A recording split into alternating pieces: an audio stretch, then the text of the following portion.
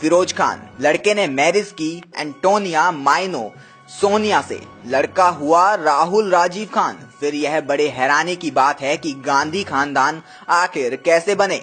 आइए जानते हैं। कांग्रेस का जन्म आज से 132 साल पहले अफगानिस्तान में हुआ था। गाजी खान ने अंग्रेजों के साथ मिलकर यह पार्टी बनाई थी। आपको बता दें, गाजी खान के 3 लड़के थे। सबसे बड़ा फैजल खान, दूसरा सलीम खान और सबसे छोटा मोइन खान, यानी बाद में हिंदुओं को भारत से मिटाने के लिए बना नकली हिंदू मोतीलाल नेहरू। पहला फैजल खान एक बीमारी की वजह से 14 साल की उम्र में ही मर गया। दूसरा सलीम खान शादी के बाद कश्मीर में रहने लगा। आपको बता दें, उसी सलीम खान के वंशज की औलाद आज कश्मीर में फारूक अब्दुल्ला और अमर अब्दुल्ला है, जो कांग्रेस के साथ है। अब बात आती है गाजी खान की। गाजी खान ने चुनाव लड़ा पर कभी जीता नहीं। गाजी खान के मरने के बाद तीसरा मोइन खान फायदे के लिए हिंदू बनकर अपना नाम मोतीलाल नेहरू रख लिया, पर वो भी कभी चुनाव नहीं जीता। तीसरा उसके बाद मोतीलाल की औलाद जवाहरलाल नेहरू ने जिन्ना के साथ मिलकर रणनीति बनाई कि जब अंग्रेज 1947 में देश छोड़े तो देश का बंटवारा करके जिन्ना को पाकिस्तान का पीएम बनाया जाएगा और नेहरू को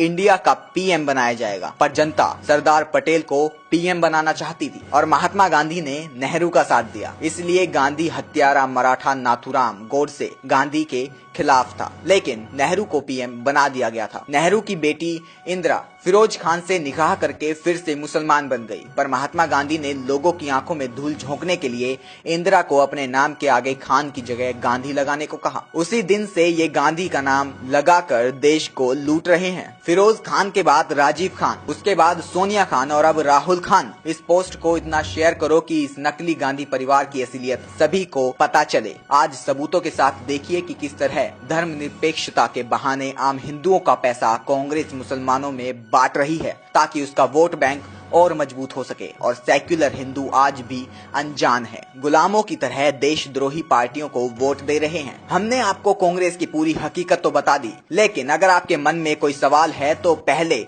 हमारे इन सवालों का जवाब जरूर दें। जब पाक अधिकृत कश्मीर बना तब सरकार किसकी थी? जब मुंबई पर हमला हुआ तब सरकार किसकी थी? जब चाइना में जमीन हड़पी तब सरकार किसकी थी? जब वीर सैनिकों के सर काट के पाकिस्तान ले गए तब सरकार किसकी थी? बोफर्स का घोटाला हुआ तब सरकार किसकी थी? सैनिकों की वर्दी का पैसा खा गए वो सरकार किसकी थी? सरदारों का कत्ले आम किया वो सरकार किसकी थी? शिमला का समझौता कर देश बेशकीमती जमीन पाक को दे दी गई तब सरकार किसकी थी? आसाम में हिंदुओं का खून बहा तब सरकार किसकी थी? कश्मीर पंडितों को मारा गया तब सरकार किसकी थी? कॉमनवेल्थ का घोटाला हुआ तब सरकार किसकी थी? कोयला घोटाला हुआ तब सरकार किसकी थी? 2G का घोटाला हुआ तब सरकार किसकी थी? दूरदर्शन के लोगों से सत्यम शिवम सुंदरम हटाने वाली सरकार किसकी थी? भारतीय मुद्रा से सत्यमेव जयते हटाने वाली सरकार आखिर किसकी थी? वंदे मातरम का अपमान किया, आखिर वो सरकार किसकी थी? एक नजर परिवार के कारनामों पर। इंदिरा गांधी के रास्ते में आने वाले लाल बहादुर शास्त्री की ताशकंद में रहस्यमय हालत में मौत हो गई। ये एक बड़ा सवाल है। आगे और भी ऐसे बहुत से बड़े सवाल हैं जो आपके मन में आज तक पैदा ही नहीं हुए। गौर से सुनिएगा इन प्रश्नों को। नेहरू के लिए खतरा बन रहे श्यामा प्रसाद मुखर्जी और दीन दयाल उपाध्याय की हत्या कर दी गई और पुलिस ने आज तक इस साजिश से पर्दा नहीं उठाया। क्यों? राजीव गांधी के लिए चुनौती बन रहे वीर बहादुर सिंह की पेरिस में मौत हो गई, जबकि उनके हृदय में कोई समस्या नहीं थी। आखिर कैसे हुई मौत? सोनिया गांधी के खिलाफ कांग्रेस अध्यक्ष का चुनाव लड़ने की 2 लोगों ने हिम्मत की, राजेश पायलट और जितेंद्र प्रसाद। राजेश पायलट की कार को एक रहस्यमय ट्रक टक्कर मारकर गायब हो गया। इसका खुलासा आज तक क्यों नहीं हुआ? और जितेंद्र प्रसाद बरेली के सर्किट हाउस में ही मर गए। आखिर कैसे मरे? इसके पहले सोनिया को चुनौती देने वाले सीताराम केसरी को भी पार्टी से भगा दिया गया। राहुल गांधी के लिए खतरा साबित हो रहे माधवराव सिंधिया एक प्लेन एक्सीडेंट में मारे गए, जबकि उनका प्लेन ब्रांड न्यू था और उसमें कोई समस्या नहीं थी और उसमें किसी भी मौसम में उड़ाने वाला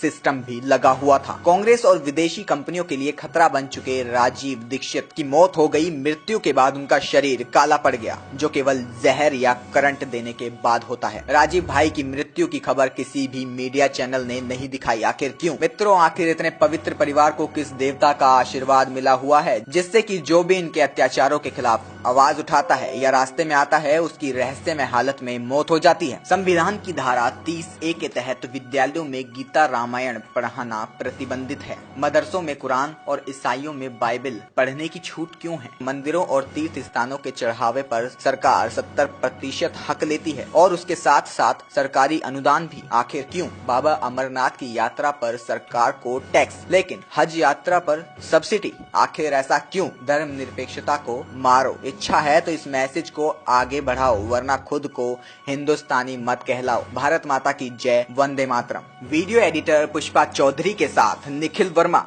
only news 24x7 team, Delhi. तो देखा आपने, ये है कांग्रेस की असली सच्चाई। अभी भी अगर किसी की नींद नहीं खुली है तो आंखों को पानी से धोकर फिर से एक बार इस न्यूज को देख ले, क्योंकि कल को अगर फिर कांग्रेस राज आया तो हिंदू राज खत्म होने से आप भी नहीं रोक पाएंगे।